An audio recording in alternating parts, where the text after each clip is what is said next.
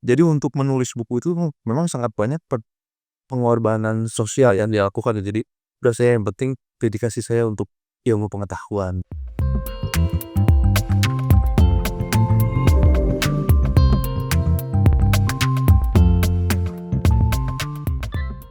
Hai Sobat Ayo, kembali lagi di podcast Ayo Talk dari Ayo Bandung. Kali ini kita kedatangan tamu yang bukan cuma bagus karyanya, tapi keren karena dia ini nulis tentang sosok naturalis yang udah terkenal banget di Bandung Raya, bahkan di Indonesia juga. Dan kenapa saya nyebutnya keren? Karena naturalis ini dia itu ngerantau dari Jerman ke Indonesia. Nah sebaliknya penulis ini orang Bandung Raya dari Indonesia yang ngerantau ke Jerman. Kang Malik, gimana kabarnya Kang? Kabar baik Kang Haris. Terima kasih sudah diundang ke sini. Siap. Akang lagi sibuk apa sekarang? Saya kerja peneliti di Tunen Institute di Jerman, kota Braunschweig. Sister di Kota Bandung. Oh iya. Oh sister di kota Bandung ya? Iya ya. Yang ada tuhnya di Bastukin cadangan. Jadi itu sejak kapan Kang di Jerman? Saya di Jerman sejak 2023 awal. Kerjanya di Tunen Institute itu. Sebelumnya saya S2 di Jerman juga 2017 sampai 2019 gitu. Dulu kuliah S1 di Bandung nggak ya? Kuliah satu di Bandung, di Bandung. Biologi ITB ya. Terus ke Jerman pas S2 Ke Jerman pertama kali pas 2017. 2017. Itu berarti dari Jerman pas Akang mulai fokus menggarap Yunghun atau pas masih di Indonesia? Oh kalau tahu Yumun tuh udah lama kayaknya. Jadi dari zaman kecil kan kita udah tahu Yumun ya. Ceritanya ibu saya juga dulu pendaki gunung jadi tahu suka cerita Yumun. Dari kecil juga suka diajak ke Tugu Yumun yang ada di Lembang. Tugunya kan tugu makamnya di Lenget di Lembang. Tapi baru benar-benar baca megang karyanya itu tahun 2017 ketika saya S2 di Jerman, lihat di perpustakaannya gitu, karyanya. Apa sih yang bikin Akang tertarik banget sama sosok Franz Wilhelm Junghun ini? Yang bikin tertarik gitu. Ya. Jadi kan dia itu namanya legenda banget. Jadi perintis budidaya Cina, mengembangkan klasifikasi elevasi berdasarkan klasifikasi vegetasi berdasarkan tumbuhan dan ketinggiannya ya. Terus dia juga mendaki gunung-gunung, namanya tuh melegenda banget gitu. Dan tapi sayangnya kita tuh kayak nggak tahu namanya legenda, tapi karyanya itu apa, orang tuh nggak ada yang benar-benar tahu bukunya apa, teksnya gimana tuh, hanya secuplik aja. Jadi 2017 saya baru pertama ngeliat karyanya. Waktu itu sempet baca terus skimming gitu ya, ngeliat perjalanan dia di Papandayan waktu itu pertama lihat. Terus dia cerita tentang Letusan Papandayan tahun 1772, aneh sekali kan. Junghun itu kan karyanya banyak banget ya.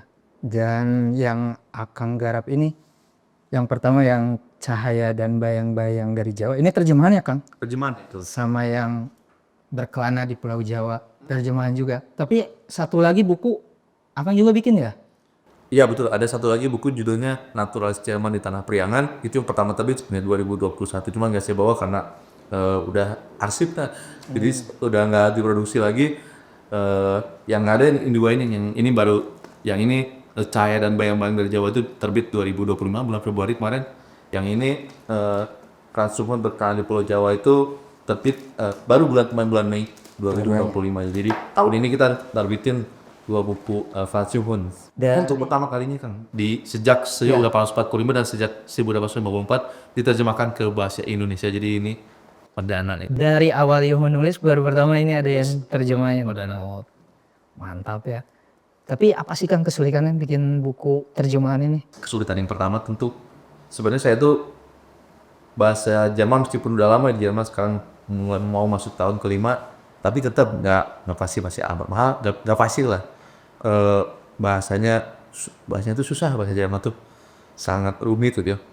Tapi kebetulan sekarang kan udah canggih ya, ada Google Translate, sekarang ada DeepL gitu ya, ada AI itu buat kita bantu buat baca buku dengan mudah.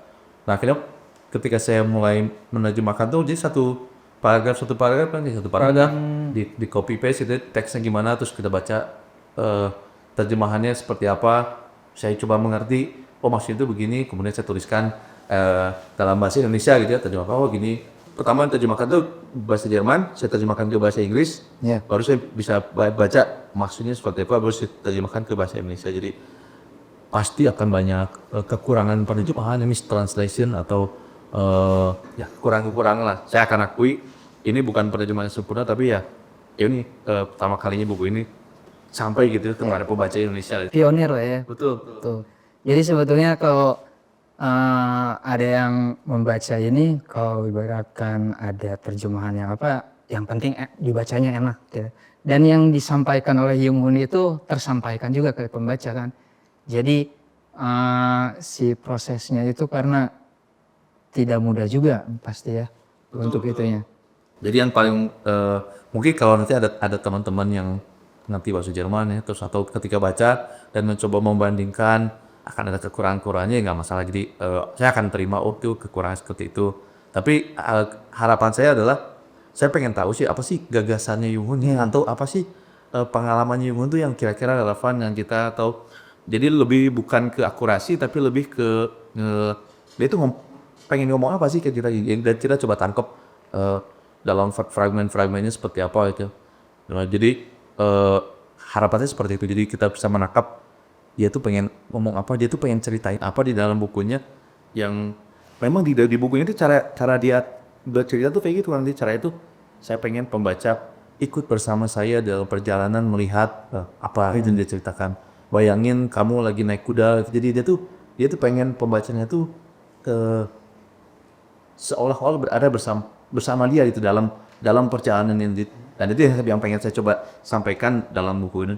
Ketika ada detail-detail yang nggak pas ya mungkin saya minta maaf. Kalau bicara Yung Hoon ya Kang, jadi sempat baca-baca katanya di masa dia masih muda sebelum ke Indonesia, benar nggak dia pernah ada seperti masalah mental yang sampai pernah, mohon maaf, mencoba mengakhiri hidup? Apa benar nggak sih atau mitos itu Kang? Betul Kang. Jadi sebelum nyampe ke situ, jadi kayak saya pengen nunjukin dulu. Pertama Yung tuh nulis banyak sekali ya, dia bukunya ada banyak ya.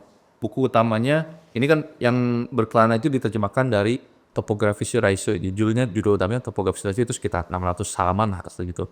Kemudian ada buku ini Cahaya dan Bayang-Bayang dari Jawa, itu dia Licht und Schattenbilder aus den Innern von Java, itu sekitar 400 halaman. Ada buku satu lagi yang lebih besar, lebih tebal, judulnya Java 3 jilid, itu tebalnya sekitar 1000 halaman. Jadi ada orang yang mampu menulis sebegitu banyaknya, dan buku-buku itu tuh berdasarkan petualangan dia selama 13 tahun di Jawa, mendaki lebih dari 45 gunung. Sangat istimewa sekali. Jadi kok bisa orang tuh bisa menulis seperti itu. Nah lalu kita coba lihat masalah kecilnya itu seperti apa yang membentuk karakter kita ini gitu. Jadi ternyata ketika masa kecilnya Yung Hoon tuh cita-citanya itu pengen jadi botanis kan. Jadi pengen, dia tuh sejak kecil suka ngumpulin tanaman, ngumpulin bunga, ngumpulin jamur. Tapi bapaknya tuh pengen Yung Hoon tuh jadi dokter. Karena bapak itu adalah seorang dokter. Nah kemudian pas saya berantem gitu, nggak cekcok terus sama bapaknya tuh. Bapaknya tuh keras sih, orang Jawa dulu yang sangat keras. Nah tapi akhirnya Yung Hoon ikut perintah bapaknya kuliah kedokteran di Halle di Berlin. Tapi tetap dalam hati kecil tuh dia pengen menjadi seorang botanis gitu ya. Dia tuh merasa dia tuh punya bakat. Bahkan di umur 20 tahun tuh dia sempat nulis jurnal ilmiah mengenai jamur gitu, diterbitkan. Jadi sangat hebat ya dia. Lalu tapi bapaknya nggak setuju karena cekcok. Akhirnya ya udah dia nggak mata, sempat mencoba mengakhiri apa namanya nyawanya gitu ya, mengakhiri nyawanya. Lalu bapaknya sempat luluhin hatinya, kamu coba berangkat kuliah di Berlin. Tapi pas kuliah di Berlin, sekali lagi dia melakukan kesalahan terbesar kedua dalam hidupnya. Jadi Apa tuh Kang? dia lagi di kafe, lagi nongkrong, tiba-tiba mungkin ada percekcokan gitu ya. Dia ada ketemu seorang lain, ya cekcok aja kita berantem lah. Tapi dia bilang sebenarnya saya nggak bergabung dengan klub bela diri, udah kita duel pistol aja kayak cowboy di duel pistol. Pas dua pistol, Yun kena pahanya, lawannya nggak kena. Tapi waktu itu dua pistol itu dilarang oleh pemerintah Jerman. Akhirnya dihukum. Si lawan itu bunuh diri, dia hari ke Yun di penjara 10 tahun. Setelah kejadian itu. Kejadian itu di penjara 10 tahun. Jadi di penjara. Nah, ketika di penjara itu udah dia merasakan bahwa aduh, saya tuh ketika saya berinteraksi sama orang, saya malah seperti ini. Dia banyak menyesali kehidupannya itu. Dia nggak tahan di penjara, nggak tahan dengan kesunyian, nggak tahan dengan kesepian. Dia melarikan diri kabur. Nah, sejak saat itu dia jadi orang yang antisosial, dia jadi orang yang nggak menghindari interaksi dengan orang lain, dan dia ingin berfokus untuk meneliti gitu. Kabur ke Perancis, dari Perancis dia kabur lagi akhirnya ke Belanda, lalu bergabung jadi dokter di Indonesia, dari Jawa. Nah itu di Jawa, ketika dia di Jawa ya udah deh, saya pengen fokus ketika melihat Jawa tuh tanamannya begitu megah gitu ya, vegetasinya begitu rimbun. Dia pengen, udah saya pengen jadi meneliti itu. Setiap hari selama dia masa bekerja meneliti, menulis. Dia lihat kemana dia tulis, sampai akhirnya setiap kali tulisan itu kumpul banyak. Jadi dan dia benar-benar nggak punya banyak teman, nggak punya istri pada waktu itu, nggak berkeluarga, bahkan hidup tuh berpindah-pindah, nggak punya rumah. Jadi untuk menulis buku itu memang sangat banyak pengorbanan sosial yang dia lakukan. Jadi udah saya yang penting dedikasi saya untuk ilmu pengetahuan. Itu pas di awal-awal Yunghun di Indonesia ya? Betul. Berarti Yunghun ini orang Jerman dulu, Prusia berarti ya? Kerajaan Prusia, dia itu orang dari kerajaan Prusia yang ngelamar ke Hindia Belanda, ke kerajaan Belanda ya, sehingga ditugaskan di Hindia Belanda. Kalau bicara Yunghun ini kan dia ini sosok yang kalau di Bandung Raya terkenalnya luar biasa ya Kak. Baik bagi sejarawan, geolog juga. Sebutlah seperti Pasteur itu kan jadi nama orang juga, Boscha juga sama. Yunghun juga namanya ini kan di Lembang ada Tugu Yunghun. Di Pangalengan juga ada rumah sakit Pasir Yunghun ya. Nah itu terkenal banget nih. Tapi kalau bicara tentang romansanya dia ketemu istrinya ini Sofia namanya. Namanya tuh saya lupa namanya. Nah pokoknya ketemunya di mana sih Kang? Ya, jadi ketika dia pulang, dia di India tuh 13 tahun, 1835 sampai 1848. Lalu kemudian dia sempat pulang ke Eropa. Jadi pulang ke Eropa tuh untuk menulis buku, jadi buku yang setelah buku ini terbit 1845 ya. Jadi bukunya dia tulis ulang, dia samarikan dalam buku 3 jilid tadi. Nah di sela-sela dia menulis buku itu di kota Leiden ketemu dia dengan istrinya, Maria Koch kalau nggak salah tuh namanya itu. Jadi anak seorang letnan kolonel. Jadi ya dia ketemu mungkin salah satu cinta dalam pandangan pertama. Jadi ada cerita tentang romansanya itu ditulis oleh Wormser dalam buku Franz Yunghun, itu buku biografi Yunghun tulis tahun 1946. Cukup menarik. Jadi ada drama-dramanya juga. Tapi yang lebih menarik bagi saya gitu, setelah Yunghun yang berkelana kemana-mana, hidup sendirian. Jadi setelah dia menikah tuh dia jadi orang yang lebih kalem gitu ya.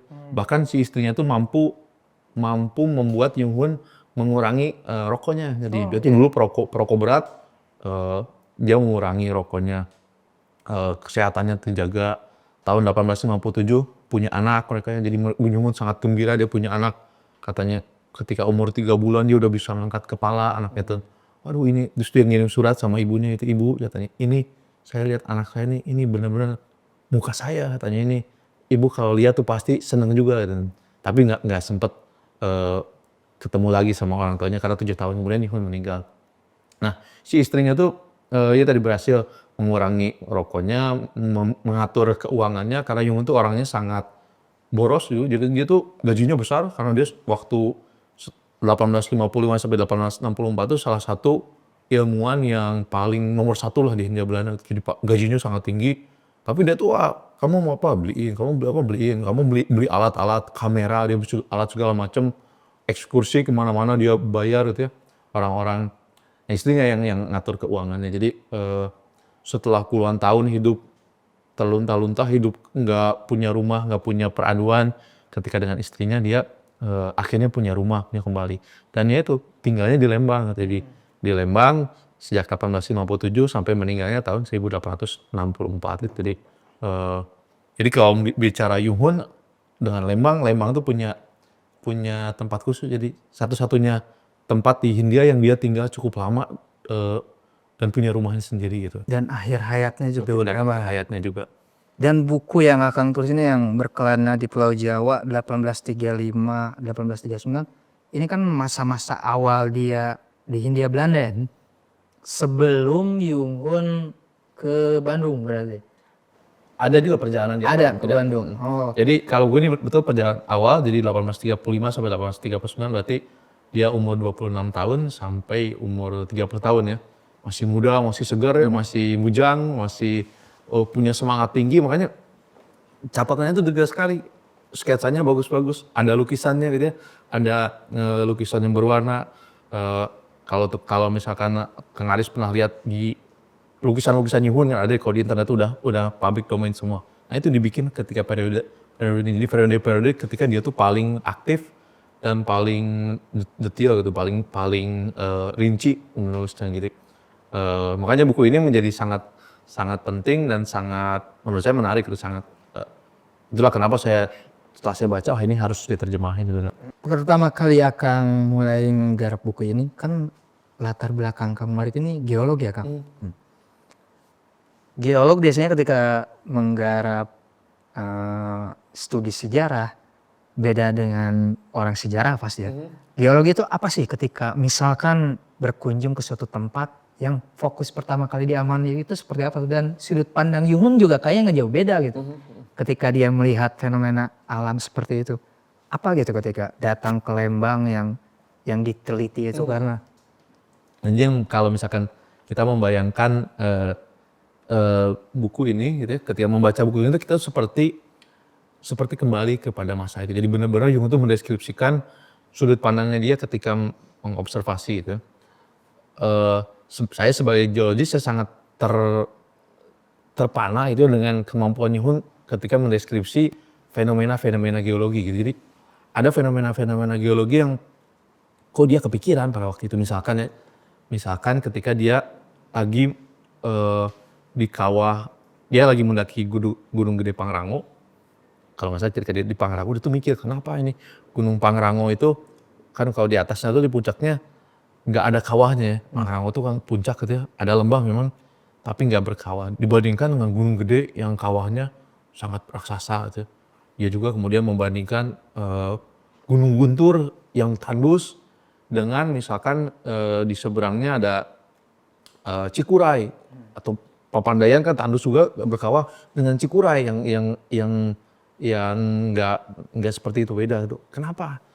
Jadi pertanyaan-pertanyaan tentang hal-hal yang sampai sekarang memang masih dipertanyakan juga oleh para geolog, itu sudah dia tanyakan sejak 200 tahun yang lalu tuh. Dan ketika itu ilmu vulkanologi belum seperti sekarang, ilmu geologi juga belum seperti sekarang.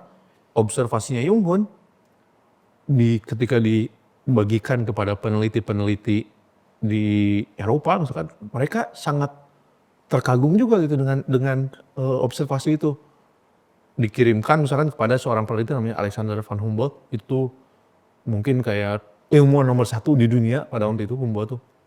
Akhirnya dia nulis kepada semua orang yang mau melakukan ekspedisi sains, datanglah ke Bandung, temui Yunghun gitu ya. Datanglah ke Jawa, temui Yunghun. Datanglah ke Jawa, ketemu Yunghun. Kemarin saya sempat waktu saya di Jerman, saya sempat mampir ke kota Vienna. Di kota Vienna tuh ada museum Natural History Museum. Ada satu display seorang geolog Austria namanya Hochstetter. Dia pernah ke Bandung tahun 1858 gitu. Khusus pengen ketemu Yunghun. Jadi dia keliling dunia kemana-mana. Ekspedisi lama berapa tahun, kalau saya nggak salah 3 tahun ke Amerika Selatan. Dia itu terkenal karena memeta Selandia Baru nih, aku setar tuh ke dunia, ketemu Yung Hun di Jawa, naik Tangkuban Perahu, terus dia ke Raja Mandala, dia ke Cililin, ke Curug Jompong sini waktu itu tuh, atas arahan Yung Hun itu, waktu Yung Hun nggak ikut. Nah kemudian dia menulis surat tadi kepada Van Humboldt tadi, menceritakan tentang pengalaman dia keliling dunia itu apa sih. Highlight utamanya, salah satu highlight utamanya itu perjalanan dia ketika ke Jawa, ke temu Yung Hun. Jadi bayangin seorang peneliti keliling dunia, highlightnya Jawa, Yang gitu. kawinnya. Highlightnya Bandung gitu. Jadi kan berarti kan sebegitu luar biasanya gitu ya. Dan itu ininya pemikiran geologinya. Dan itu yang sekarang saya penasaran gitu, pengen coba eksplorasi apakah dari kontribusinya Yung Hun sebagai geolog itu seperti apa, apakah masih relevan atau enggak, informasi-informasi yang dia gali itu saya juga belum tahu. Kita lagi cari orang untuk mengerjakannya, siapa kira-kira yang mau mengeksplor itu. Tadi itu Humboldt ya? Humboldt. Humboldt itu kan padahal idolanya Yung Hun ya? Iya betul. Dan Yung Hun juga julukannya itu Humboldt dari Jawa ya? Iya betul. Itu kenapa dia bisa sampai dapat julukan seperti itu, Bang? Nah, jadi Humboldt itu jadi dia idolanya Yung Hun betul. Jadi dia melakukan ekspedisi tahun 1799 sampai 1804 ke Amerika Selatan. Ekspedisi pertama itu yang sangat ilmiah. Dia mengukur pakai termometer, pakai barometer, pakai segala macam, pakai alat-alat yang state of the art pada waktu itu gitu ya. Gunung api, mengukur ketinggian vegetasi, ketinggiannya berapa, di elevasi berapa. Nah itu pertama dilakukan oleh Humboldt, sehingga menghasilkan yang namanya Humboldtian Science. Jadi sainsnya Humboldt, sainsnya yang menggunakan alat-alat ukur gitu. Yung Hun meniru metodenya Humboldt, plok ketiplok lah ibaratnya, plok ketiplok di Jawa gitu. Jadi ketika dia naik Tangkuban Perahu misalkannya, masih di Bandung, dia catat, oh Bandung ketinggiannya berapa kaki di atas permukaan laut, tanamannya ini. Kemudian dia naik ke atas misalkan ke daerah Setiabudi, tanamannya ini. Lalu dia di kaki gunung, di kota Lembangnya elevasinya segini, tanamannya ini. Lalu ketika dia mulai naik ke Jayagiri, ke atas, dia kan makin lama tuh tanamannya berubah ya. Misalkan ketika asalnya tanamannya sama, lalu berubah nanti ketika di dekat puncak tuh kan mulai banyak pakis-pakisan. Lalu makin puncak lagi ada apa, Cantigi segala macam. Nah itu perubahan vegetasi itu dia catat, elevasinya dia ukur gitu ya.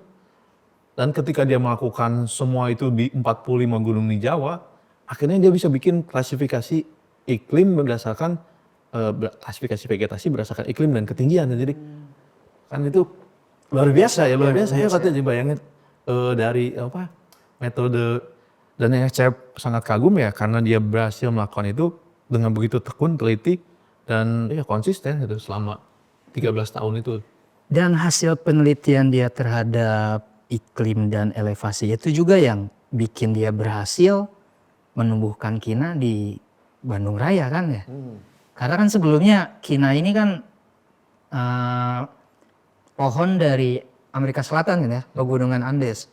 Sebelumnya pernah ditanam di Jawa, tapi tidak sebagus yang Yung Hun hasilkan. Itu benar nggak sih?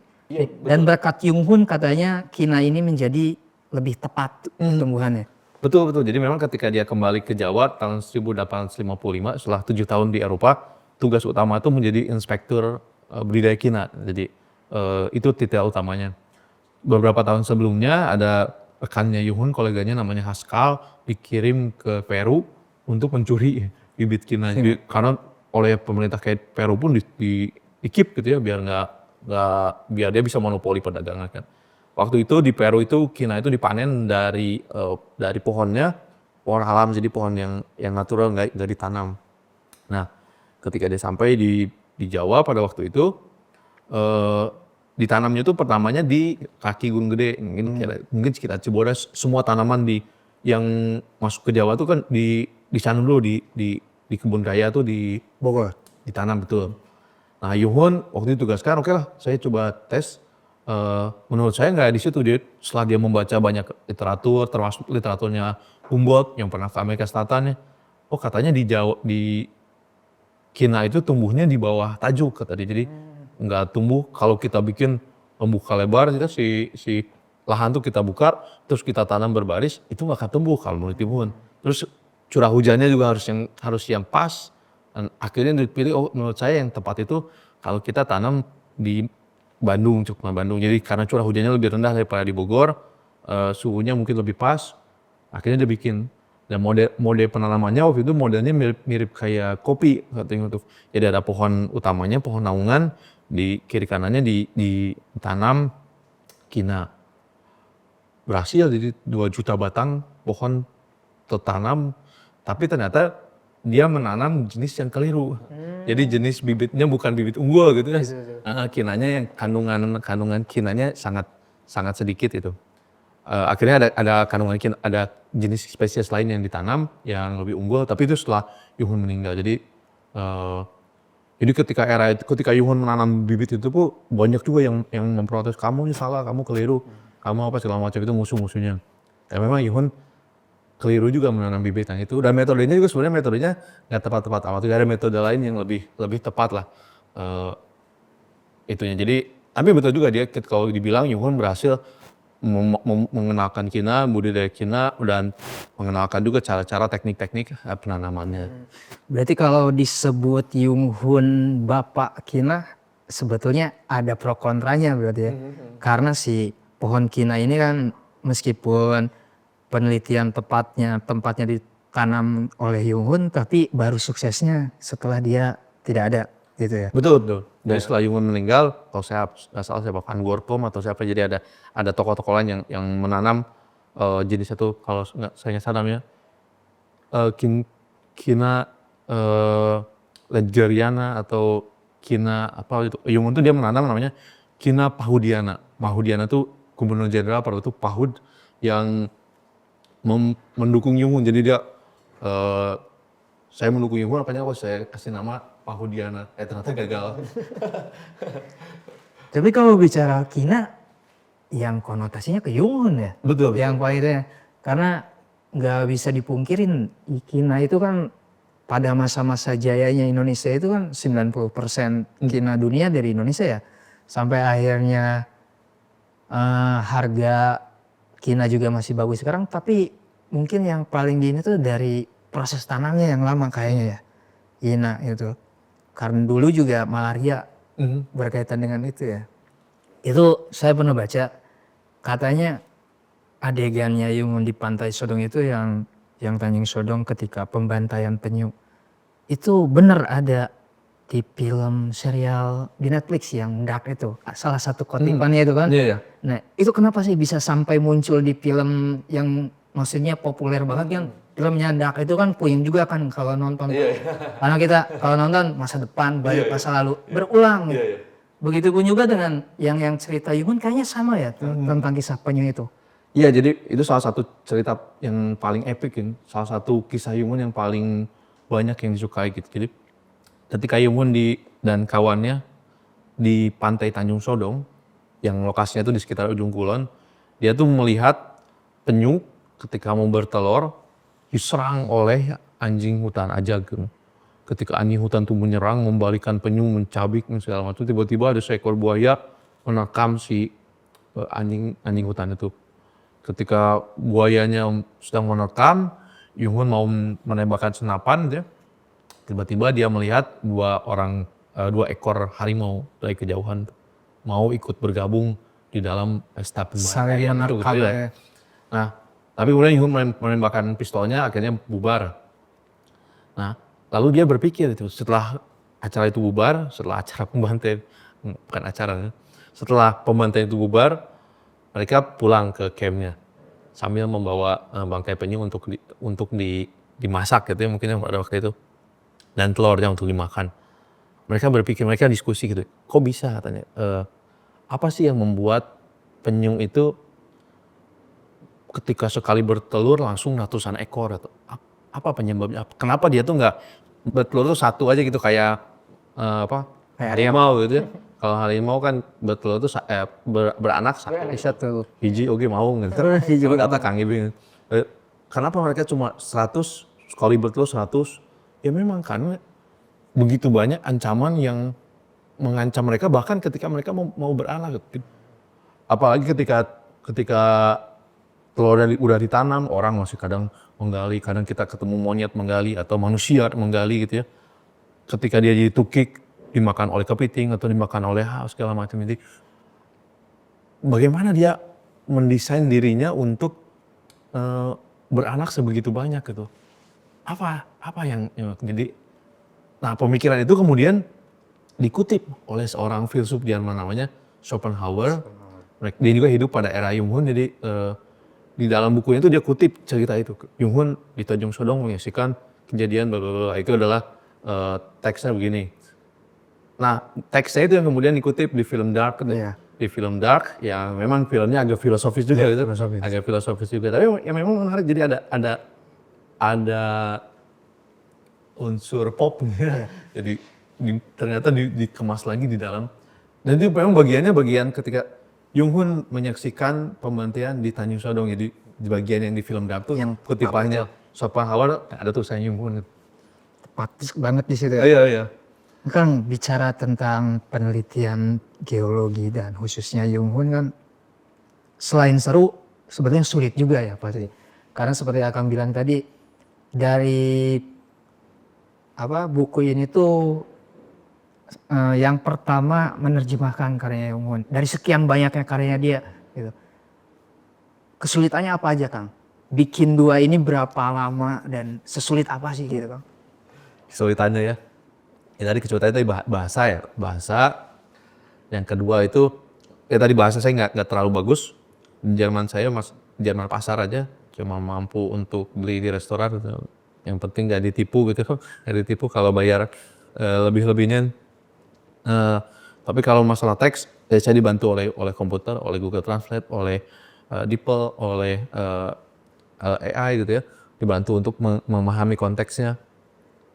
Yang paling sulit tentu sebenarnya mencari waktunya karena di Jerman juga kan saya bekerja, kemudian harus nemenin anak juga, ada anterin anak ke playground segala macam gitu ya, waktu keluarga. Jadi ini mengerjakannya memang setiap malam setelah jam 10 gitu ya. Setelah beres kerja baru beres. Atau subuh gitu ya, setelah sholat subuh sampai jam 4:30 sampai jam 6 gitu, itu baru waktu-waktu untuk mengerjakan buku ini, dua buku ini. Mencari waktu kalau weekend itu saya biar main sama anak biasa di rumah, model kayak gitulah. Akhirnya Malik terima. Ya. Berapa lama Kang ini? Ya ini untuk ngerjain buku ini sekitar 1,5 tahun. Buku yang ini juga dikerjain sama-sama sih paralel, jadi 2 tahunan lah untuk selesai ngerjain 2 buku ini. 2 tahun dengan konsistensi yang gak berhenti gitu ya. Iya. Dengan ketika ada semangat, ketika ada waktu libur, kerjain gitu. Karena kalau berhenti kayaknya nantinya susah lagi ngebangun semangatnya ya buat itunya. Betul. Jadi saya ngeliat tuh, misalkan buku ini kan 600 halaman ya, 600 halaman buku aslinya ya. 600 halaman, awalnya tuh ngeliat, waduh kayak berat, kayak ciut gitu mental tuh untuk ngerjain. Tapi ternyata setelah 1 hari, 1,5 halaman, 2 halaman, 1 weekend, 1 bab gitu ya, ternyata selesai juga. Jadi Ini tanggapan dari komunitas sejarah dan komunitas geolog sejauh ini sebagus apa Kang? tanggapannya sejauh ini tanggapannya bagus. Jadi saya banyak teman-teman yang udah baca mungkin merasa puas misalkan dengan terjemahannya, dengan teksnya. Kemarin saya dibantu oleh sastrawan senior saya namanya Pak Anton Kurnia kan, dibantu untuk mengedit buku ini. Kalau yang ini nggak pakai editor nih buku ini nih. Buku ini blast. Jadi ini banyak salah-salahnya, banyak salah kata segala macam. Tapi kalau yang ini pakai editor. Ini banyak yang mau ini bagus sekali, di pertama kali ini terjemahkan. Saya nanti hari Sabtu akan ada diskusi dengan Museum Geologi yang juga punya koleksi bukunya Junghun ya. Jadi dari kepala museum juga happy juga ada buku ini. Kemudian dari teman-teman juga banyak yang memberikan pandangan yang positif lah. Sejauh ini selalu dapat tanggapan positif mengenai buku ini. Sepertinya saya belum dapat yang Ada kritik. belum ada yang kritik wah jelek nih, atau belum masuk juga misalkan wah ini penulisannya nggak sempurna loh, belum loh. Meskipun saya udah siap-siap kalau ada tanggapan-tanggapan sejak awal saya sampaikan ini. Kayaknya orang mau mengkritik juga mikir ulang, wah ini baru pertama, saya belum tentu bisa gitu kan. Mereka yang mengkritik juga karena berat gitu ya bikin sebenarnya. Apalagi buku Jung Hoon apa itu yang paling tebal itu Kang? Java. Itu kan biasa disebut kitabnya, ya kan? Saking tebalnya itu. Kang ini kalau ngobrol Jung Hoon kayaknya kita nggak akan ada ujungnya, seru banget soalnya panjang dan ini aja kita udah ngobrol sejam, bahkan banyak banget hal yang belum dibahas ya. Mudah-mudahan kita bisa ngobrol lain waktu lagi. Dan sahabat Ayo, karena kita ngobrol udah terlalu panjang, mudah-mudahan lain waktu kita bisa lanjut lagi mengobrol dengan Kang Malik tentang Jung Hoon di lain waktunya. Nah, terima kasih, sampai jumpa.